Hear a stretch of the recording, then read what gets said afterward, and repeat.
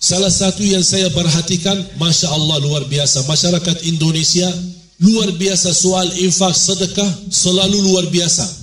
Kedermawanannya luar biasa. Terbukti nyata kesukaan jamaah untuk memberi infak dan sedekah.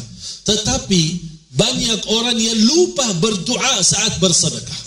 Padahal sedekah salah satu wasilah terkabul doa kita. Bagaimana? Kalau kita bersedekah, jangan lupa disertai doa. Ya Allah, aku mohon dengan berkah sedekah ini sembuhkan penyakit ibuku. Kalau yang lagi orang tuanya sakit. Ya Allah, dengan berkah sedekah ini mudahkan urusanku. Wallahi jamaah sekalian, doa atau sedekah disertai doa itu amalan yang dahsyat. Apalagi sedekah subuh. Dan silahkan anda coba.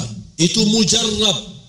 Bukan hanya diajarkan dalam Al-Quran dan hadis, tapi mujarrab yang melakukan doa sesudah sedekah dan memohon kepada Allah dengan wasilah sedekah. Ya Allah, aku mohon dengan berkah sedekah ini mudahkan, lunaskan hutangnya, jodohkan ya Allah, berikan yang terbaik. Apalagi ada masalah dalam rumah tangga, dengan wasilah sedekah minta sama Allah pertolongannya supaya Allah rubahkan rumah tangga menjadi sakinah mawaddah rahmah. InsyaAllah akan menjadi kenyataan. Amin ya rabbal alamin.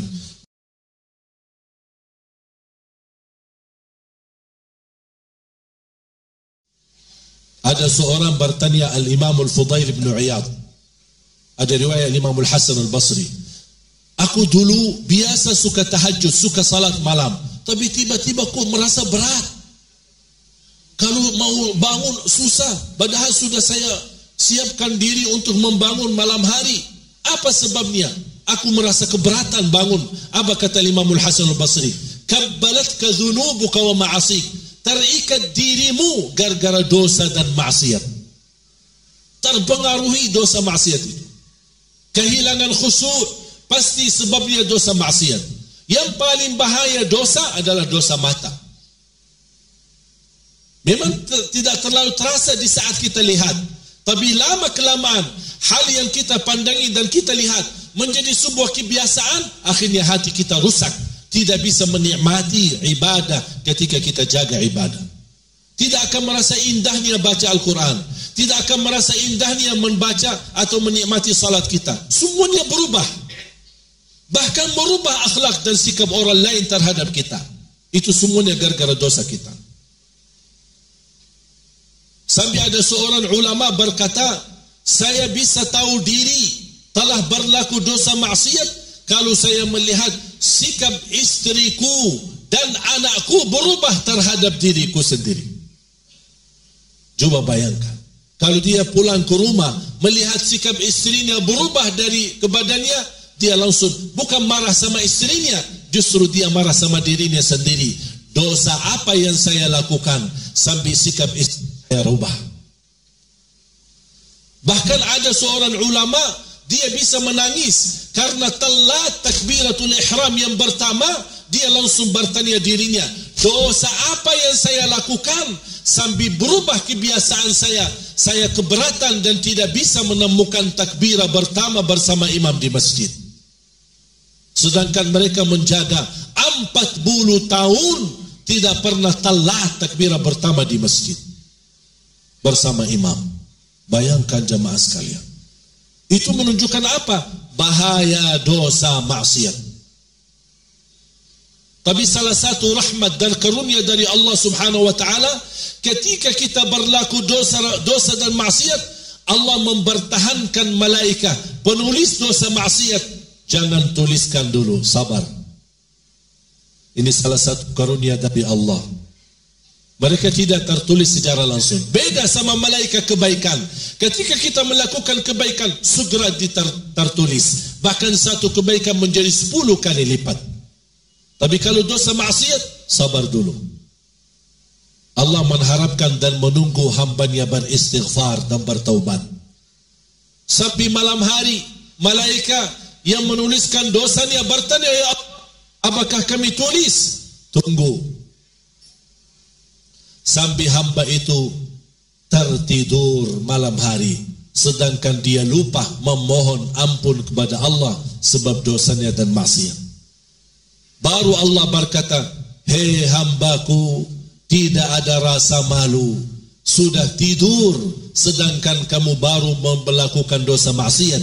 Kalau kamu hanya minta, ampunilah, aku akan ampuni dosamu. Baru akan tertulis dosanya. Dan pun itu tertulis satu dosa, bukan 10 kali lipat. Makanya jemaah sekalian, perlu kita kembali di tahun baru Hijriah selalu memohon ampun kepada Allah Subhanahu wa taala. Jangan kita beristighfar karena dosa maksiat kita. Kita melakukan kebaikan tertutupi dengan istighfar. Contoh, habis salat, apa yang kita ucapkan? Apakah salat itu dosa maksiat? Tapi kenapa kita berkata astaghfirullah habis salat? Karena inti dari istighfar dan memohon ampun kepada Allah, menunjukkan kepada Allah, ya Allah, walaupun aku salat, tapi masih banyak kekuranganku, banyak kekurangan khusyuk, banyak kekurangan ikhlas. Ya Allah, ampunilah aku. Dan mengucapkan astaghfirullah, astaghfirullah, astaghfirullah. Karena istighfar manfaatnya menutupi kekurangan-kekurangan kita di salat wajib kita. Apalagi hal-hal yang kita tidak sadari yang kita lakukan. Mohon maaf, berapa banyak kita salat tapi tidak sadarkan salat kita sendiri. Ada orang yang salat tapi dia tidak tahu apa imam baca tadi. Ketika ditanya habis salatnya, karena dia sibuk dengan gerakannya, apalagi dengan handphonenya. Padahal setiap masjid sudah diumumkan, mohon jamaah sekalian nonaktifkan HP-nya agar kita menjaga kekhusyuan dalam salat kita. Betul kan? Di setiap masjid. Mungkin ada orang yang tidak mendengar, tapi alhamdulillah bisa melihat. Ada gambar HP, tulisan. Mungkin ada orang berkata, aku buta huruf, tidak bisa baca. Gambar juga ada. Mohon maaf, aku buta, tidak bisa melihat gambar. Diumumkan sambil imam, istau i'tadilu. Mohon jamaah sekalian yang membawa handphone nonaktifkan sementara agar bisa menjaga kekhusyuan dalam salat kita. Betul kan? Imam Allahu Akbar, astagfirullah. Gambar sudah, tulisan sudah, diumumkan sudah, disampaikan sudah, tapi masih ada. Atau perlu setiap orang masuk diberikan surat masing-masing supaya tanda tangan.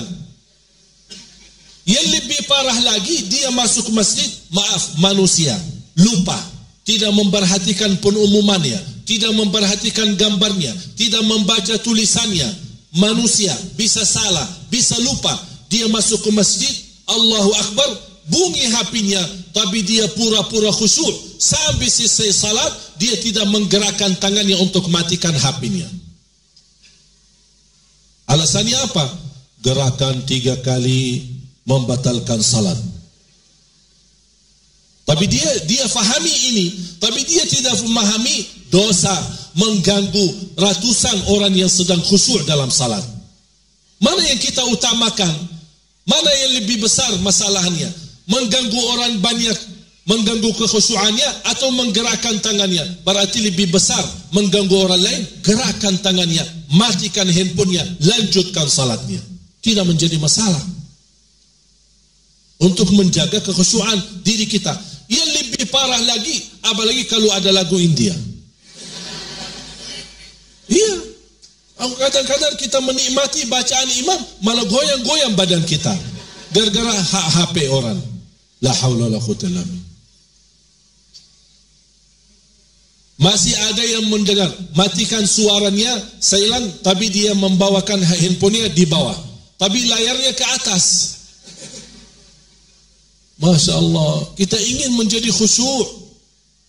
Ini salat cuma 5 waktu, tapi mohon maaf banyak masalah dalam salat kita. Makanya banyak masalah dalam kehidupan kita. Wallahi, kalau salat kita beres, Allah akan uruskan semua urusan dunia kita. Tapi karena kita tidak menjaga, memperhatikan salat kita, sampai HP terbawa mengganggu, menggoda kita dalam salat. Bahkan ada orang yang membaca qul supaya bisa menghilangkan qul a'udzu birabbil falaq, qul a'udzu birabbin nas, a'udzu billahi minasyaitanir rajim. Tapi dia lupa niat a'udzu billahi min HP yang mengganggu dalam salat. Itu yang diperlukan. Karena bukan ucapan a'udzu billahi minasyaitanir rajim sebuah ucapan, tapi tidak dilakukan hal-hal yang menggoda kita dalam salat. Simpan layarnya ke atas. Begitu masuk ada telefon atau SMS, biasanya apa? Nyala layarnya kan? Ini nikmati lagi salat, tiba-tiba nyala layarnya menjadi. Saya sendiri merasakan di samping saya. Sampai saya tergoda. Astagfirullah, ini lagi orang perhatikan salat atau lagi lihat HP-nya. Pas sampai di rukuk sama mempandangi HP-nya. Pas lagi di sujud, jangan hidungnya di karpet, malah di atas HP-nya. Barangkali mau lagi baca WhatsApp-nya. Astagfirullahalazim. Jumpa begitu selesai salat, apa yang terjadi?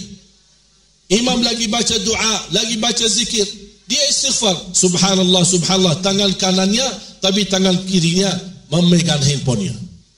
Imam lagi berdoa, amin, amin, amin, amin, amin. Rusak ibadah kita, rusak salat kita, rusak suasana masjid yang semestinya menjadi masjid suci terhormat, yang kita tinggalkan segala sesuatu. Ketika masuk masjid, salah satu doa, Allahumma ftahli abwaba rahmatik, ya Allah bukakan pintu-pintu rahmatmu ya Allah untuk kami. Berarti kita sudah siap menjemput rahmat Allah.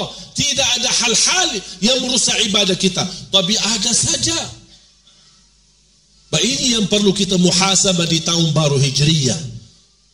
Mohon maaf, mungkin hal kecil dianggap kecil, memang kecil, tapi kalau terlalu sering itu membahayakan, merusakkan ibadah kita. Memang dosanya nampaknya kecil, gampang kita lakukan hari ini, besok kita lakukan. Memang kecil-kecilnya dosa tidak terlalu bahaya, tapi kalau terlalu banyak akan menimbulkan bahaya. Karena dasar gunung-gunung yang begitu besar, mulai dari batu kecil demi batu kecil menjadi gunung besar yang tidak bisa tergoda dan tidak bisa digoyangkan. Bagaimana dengan hati kita? Sedangkan kalau Allah turunkan Al-Quran di atas gunung, dia bisa kencang dan bisa tergoyang karena kekhusyuannya kepada Allah. Gimana hati? Apakah mohon maaf hati kita sudah menjadi lebih keras dan lebih kasar daripada batu gunung? Na'udzubillahi min zalik. Makanya jamaah sekalian, mari kita sama-sama ayo menjaga kebersamaan kita. Tahun baru Hijriyah bukan hanya menjadi momen kita rayakan begitu saja, tapi ambil pelajaran. Kita melihat apa yang diperjuangkan Nabi kita Nabi Muhammad sallallahu alaihi wasallam. Doakan, insya-Allah kami lagi memperjuangkan mendatangkan sebuah kitab, sebuah buku yang mendapatkan rekor world, rekor dunia, 5 sertifikat, menjadi kitab yang terbesar, kitab yang tertinggi, kitab yang terlebar, kitab yang terberat, dan kitab yang termahal. 5 sertifikat penghargaan, dan isi judul buku itu Nabi Muhammad sallallahu alaihi wasallam. Dan sebab kitab ini, alhamdulillah banyak orang di kalangan non-muslim masuk Islam. Karena isi buku ini, bagaimana kita bisa mempelajari dan praktik akhlak Nabi Muhammad sallallahu alaihi wasallam supaya umat manusia bisa lebih mengenal Nabi Muhammad sallallahu alaihi wasallam. Sekarang kitab itu berada di Dubai, di Emirat Arab, dan pertama kali insyaAllah berada di Indonesia. Berat kitabnya lebih dari 1.500 kilogram, tapi mendapatkan penghargaan 5 sertifikat dari rekor dunia. Doakan insyaAllah kita akan hadirkan kitab ini, dan sekaligus nanti ada buku kecilnya yang sudah diterjemahkan bahasa Indonesia untuk masyarakat muslim. Dan sekaligus di dalam mempamerkan kitab ini, kita akan membuat gerakan 10 juta pencinta Nabi Muhammad cinta damai. Supaya kita tunjukkan kepada dunia. Dan selalu saya menyampaikan di TV One maupun di beberapa acara yang sering kali orang-orang berpesan kepada saya. Di setiap saya ceramah, tolong sampaikan kepada umat Islam, jagalah kedamaian, jagalah kedamaian. Dan saya menjawab, mohon maaf, jangan ajarkan umat Islam di Indonesia untuk damai, karena saya tahu umat Islam di Indonesia sudah membuktikan lebih daripada yang lain mencintai kedamaian di Indonesia. Kalau bukan umat Islam di Indonesia mencintai damai, tidak ada orang non-Muslim yang mampu hidup di Indonesia.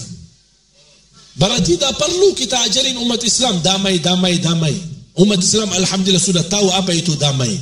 Yang kita perlukan adalah orang lain memahami bagaimana bisa menjadi adil, berilaku dan berlaku damai terhadap orang Muslim ketika mereka berada di tempat di daerah yang memang jumlahnya tidak sebegitu banyak. Makanya jemaah sekalian, mudah-mudahan dengan gerakan kita, tanda tangan 10 juta rakyat Indonesia yang membuktikan cintaannya dan diizinkan oleh masing-masing untuk menuliskan sebatah kata kepada Nabi Muhammad SAW. Apa perasaanmu? Apa yang ingin anda ucapkan? Apa yang ingin anda sampaikan? Mudah-mudahan menjadi salah satu wasilah kita bisa mewujudkan kebersamaan kita melalui kitab Nabi Muhammad yang isinya akhlak Nabi Muhammad, ajaran Nabi Muhammad, perjuangan Nabi Muhammad, dan bagaimana Nabi Muhammad bisa mendapatkan posisi yang mulia di mata Allah dan juga di mata manusia. Kita ingin sebagai umatnya menjadi mulia di mata Allah dan mulia juga di mata manusia. Amin ya rabbal alamin. Doakan insyaAllah semoga lancar, karena target kami ini tahap pertama, menghadirkan kitab ini yang terbesar, tetapi tujuan kami ada jauh lebih besar daripada kitab ini. Saya kemarin ketika saya berangkat haji, saya bertemu dengan tokoh-tokoh ulama sejarah, tokoh-tokoh ulama sirah, tokoh-tokoh ulama yang memahami pandangan atau memahami sejarah Nabi Muhammad SAW, karena cita-cita kami ingin membangun di Indonesia sebuah kota yang insyaAllah akan dinamakan Kota Nabi Muhammad. Berarti jamaah sekalian yang ingin kenal suasana Kota Nabi Muhammad tidak perlu lagi bawa dan baca buku, tidak perlu lagi belajar di mata pelajaran sekolah. Anak-anak kita bisa berkunjung ke kota Nabi Muhammad, melihat rumah Nabi Muhammad sebenarnya, masjid Nabi Muhammad di zaman Nabi Muhammad, bagaimana suasana kota Madinah. Dan ini sebenarnya sudah dilakukan sebagai museum kecil di kota Madinah, tapi sangat kecil dan dibangun dari kayu-kayu. Yang saya ingin bangun di Indonesia adalah yang sebenar-benarnya lokasi, kawasan, seluasnya sebenarnya kota Nabi Muhammad, tapi kita pindahkan ke Indonesia supaya menjadi pelajaran buat kita, supaya kita bisa rasa bagaimana Nabi Muhammad bisa hidup di rumah sederhana, tapi dengan membawa Islam bisa menguasai dunia. Semas kita kepada Rasulullah sallallahu alaihi wasallam. Doakan cita-cita kami. Mohon maaf, saya bersama adik-adik kami bukan datang ke Indonesia untuk berjalan-jalan, untuk mencari lebih nyaman ibadah. Kalau kita mau nyaman ibadah, Madinah lebih nyaman. Kalau kita bicara suci, Madinah lebih suci. Kalau kita bicara adem, Madinah lebih adem dan lebih nyaman. Tetapi ketika kami Allah berikan kemudahan datang ke Indonesia, kami punya target dan punya keinginan, punya harapan. Salah satu target kami yang alhamdulillah terus berjalan dan bekerja keras, menwujudkan 1 juta penghafal Al-Quran sesuai bacaan Nabi Muhammad sallallahu alaihi wasallam, sesuai pelajaran dan sanad ijazah kami yang kami dapat dari guru ke guru ke guru, sampai insyaAllah kita akan teruskan berjuangkan. Dan alhamdulillah setiap anak-anak di tempat kami penghafal Al-Quran, kami berikan fasilitas bisa ke Madinah sekaligus umrah dan ziarah, dan sekaligus belajar langsung bersama guru-guru ulama Al-Quran di Madinah. Begitu selesai tugasnya, kembali lagi. Apakah diam di rumah? Tidak. Kita bagi tugas. Sebanyak-banyaknya guru ngaji, sebanyak-banyaknya menghafal Al-Quran, tapi dengan bacaan yang benar dan fasih, sesuai yang diajarkan oleh Nabi Muhammad sallallahu alaihi wasallam dan sesuai firman Allah, warattilil Qur'ana tartila. Ini yang insyaallah akan menjadi target kita. Dan saya ingin semuanya terlibat. Mungkin bisa jadi bapa ibu penghafal Al-Quran. Kalau bukan bapa ibu, ayo mari kita targetkan anak bapa ibu. Kalau anda merasa sudah habis waktunya dan saya tidak ada waktunya dan saatnya karena sudah usia atau apapun alasannya, ayo jangan sia-siakan kesempatan ini untuk anak-anak kita. Kalau kita yang belum tercapai, insya-Allah melalui wasilah ikhtiar kita, insya-Allah anak-anak kita menjadi penghafal Al-Quran. Karena menurut saya terbangun generasi baru yang memahami Nabi Muhammad, sejarah Nabi Muhammad, perjuangan Nabi Muhammad, hijrah Nabi Muhammad, apalagi membawa akhlak Nabi Muhammad dan penghafal Al-Quran. Inilah yang akan menjadi jaminan terbangun Indonesia baru, Indonesia makmur, baldatun tayyibatun wa rabbun ghafur. Indonesia yang akan meredarkan keadilan, kedamaian, kecintaan, kebersamaan dan kebersatuan. Inna akramakum indallahi atqakum. Orang yang mulia di sisi Allah, yang paling bertakwa di sisi Allah Subhanahu wa taala. Makanya saya mohon dan titip doa, Bapak Ibu tolong di setiap doa anda, di setiap doanya di saat sujud atau di luar salat, tolong saya mohon dengan segala hormat, Pak, jangan lupa mendoakan kami. Jangan lupa mendoakan kami, khususnya saya pribadi, tolong didoakan agar tetap sehat, tetap istiqamah, tetap terus memperjuangkan dan tidak memiliki kepentingan dunia, tidak memiliki syahwat dan kepentingan dunia, hanya semata-mata perjuangan kita semata-mata karena Allah Subhanahu wa taala. Ingin sama-sama mencari ridha Allah, ingin sama-sama mendapatkan syafaat Nabi Muhammad sallallahu alaihi wasallam. Dan mudah-mudahan insya-Allah segala infak, insya-Allah segala bantuan, segala kepercayaan dari jamaah yang saya bisa sendiri menjaminkan, insya-Allah tidak disalahgunakan, dimaksimalkan. Saya sendiri kontrol semua bantuan dan infak jamaah dari manapun melalui rekening yayasan maupun yang datang sendiri langsung ke kantor kami di Jalan Jatinegara Barat dekat Terminal Kampung Melayu, atau yang bertemu kami di majlis-majlis, insya-Allah semua infak dan bantuan kami sendiri yang kontrol, kami sendiri yang menarahkan agar maksimal niat Bapak Ibu benar-benar terwujud menjadi kenyataan, agar insya-Allah terwujud segera dan cepat penghafal Al-Quran. Dan kita sudah melihat alhamdulillah program Hafiz Indonesia, program-program yang lain yang sudah 6 tahun berturut-turut masih mendapatkan acara yang terbagus dan terbaik, bahkan sambil terpengaruhi dengan suasana di negeri Arab. Mereka meminta bagaimana bisa sama acara ini tapi dilakukan di negeri Arab, acara Hafiz Indonesia. Belum lagi di pesantren kami, alhamdulillah dalam tahun ini sudah ada 12 anak-anak santri penghafal dan sudah tamat 30 juz. Dan insyaAllah kita akan hadirkan salah satu sahabat saya, baru usia kira-kira 25 tahun, tapi dia menghafal lebih dari ratusan ribu hadis. Sahih Bukhari dia hafal, Sahih Muslim dia hafal, Sunan Imam Tirmizi hafal, Sunan Abi Daud hafal, Sunan Imam Ahmad Hanbal hafal, Sunan Ibnu Majah hafal, semua buku hadis dia hafal. Hanya tinggal kita sebutkan nama hadisnya, dia bisa terangkan hadis itu di mana dan diletakkan di bab berapa dan halaman berapa. Dan kita bisa mendatangkan seorang ajaib, seorang anak buta yang sudah pernah saya datangkan 2 kali ke Indonesia.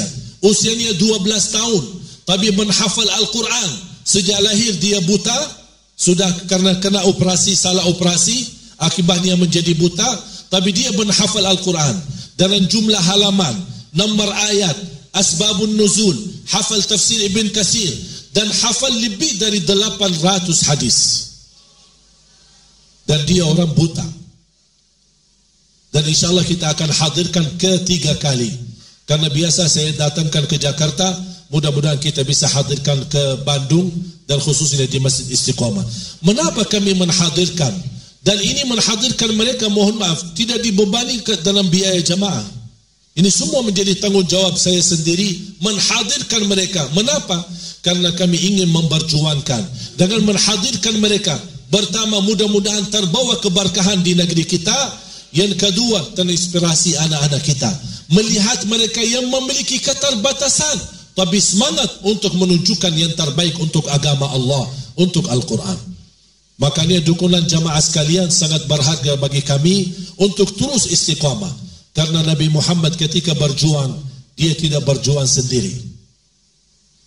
Nabi Muhammad ketika berhijrah, dia pun tidak berhijrah sendiri. Dia datangi Sayyidina Umar bin Khattab membawa separuh hartanya. Sampai Umar bin Khattab merasa dengan ideologi fikirannya, separuh hartanya, siapa lagi yang bisa menalahkan Umar bin Khattab radhiyallahu anhu?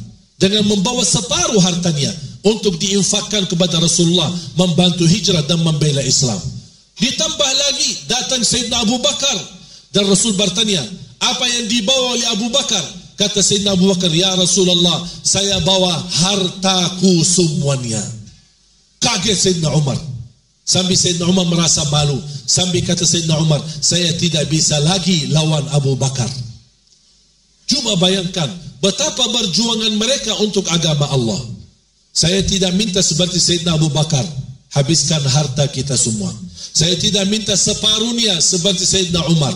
Tapi ayo, mari kita tunjukkan yang terbaik. Karena apa yang anda infakkan, itulah yang menjadi rizki sesungguhnya buat anda sendiri. Karena rizki bukan yang kita simpan, bukan yang kita titipkan, tapi rizki yang sesungguhnya yang kita infakkan di jalan Allah. Kenapa? Karena besok di hari kiamat akan bertemu kembali dilipat ganda di sisi Allah Subhanahu wa taala. Dan setiap orang bersedekah akan dibawa naunan sedekahnya di hari kiamat. Di saat orang yang lagi panas karena mataharinya begitu dekat, Allah berikan naunan yang menyelamatkan mereka karena mereka suka bersedekah, dan dibawakan nanti masuk surga dari pintu sedekah karena orang yang suka bersedekah. Mari kita sama-sama berdoa. Mudah-mudahan Allah Subhanahu wa taala berkahi majlis kita. Allah berkahi, dan insyaAllah selepas acara nanti panitia tolong untuk menggerakkan infak. Mudah-mudahan insyaAllah apa yang kita niatkan, tolong setiap anda berinfak, bukan hanya di majlis ini, sama ustaz siapapun, dimanapun, jangan lupa anda berdoa. Salah satu yang saya perhatikan, Masya Allah luar biasa, masyarakat Indonesia luar biasa soal infak sedekah, selalu luar biasa. Kedermawanannya luar biasa. Terbukti nyata kesukaan jamaah untuk memberi infak dan sedekah. Tetapi banyak orang yang lupa berdoa saat bersedekah. Padahal sedekah salah satu wasilah terkabul doa kita. Bagaimana? Kalau kita bersedekah, jangan lupa disertai doa. Ya Allah, aku mohon dengan berkah sedekah ini sembuhkan penyakit ibuku. Kalau yang lagi orang tuanya sakit. Ya Allah, dengan berkah sedekah ini mudahkan urusanku. Wallahi jamaah sekalian, doa atau sedekah disertai doa itu amalan yang dahsyat. Apalagi sedekah subuh. Dan silahkan anda coba. Itu mujarrab. Bukan hanya diajarkan dalam Al-Quran dan hadis, tapi mujarrab. Yang melakukan doa sesudah sedekah dan memohon kepada Allah dengan wasilah sedekah. Ya Allah, aku mohon dengan berkah sedekah ini, mudahkan, lunaskan hutangnya, jodohkan ya Allah, berikan yang terbaik. Apalagi ada masalah dalam rumah tangga, dengan wasilah sedekah, minta sama Allah pertolongannya, supaya Allah rubahkan rumah tangga menjadi sakinah mawaddah rahmah. InsyaAllah akan menjadi kenyataan. Amin ya rabbal alamin. Bismillahirrahmanirrahim. Alhamdulillahi rabbil alamin. Allahumma salli ala Muhammad wa ala ali Muhammad kama sallaita ala Ibrahim wa ala ali Ibrahim innaka Hamidum Majid.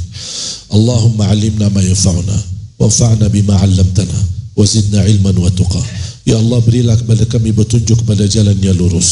Hidupkanlah kami dalam keadaan iman. wafatkanlah kami dalam keadaan Islam, akhiri hayat kami dengan husnul khatimah. Ya Allah, kumpulkanlah kami bersama hamba-hambamu yang salih-salihah.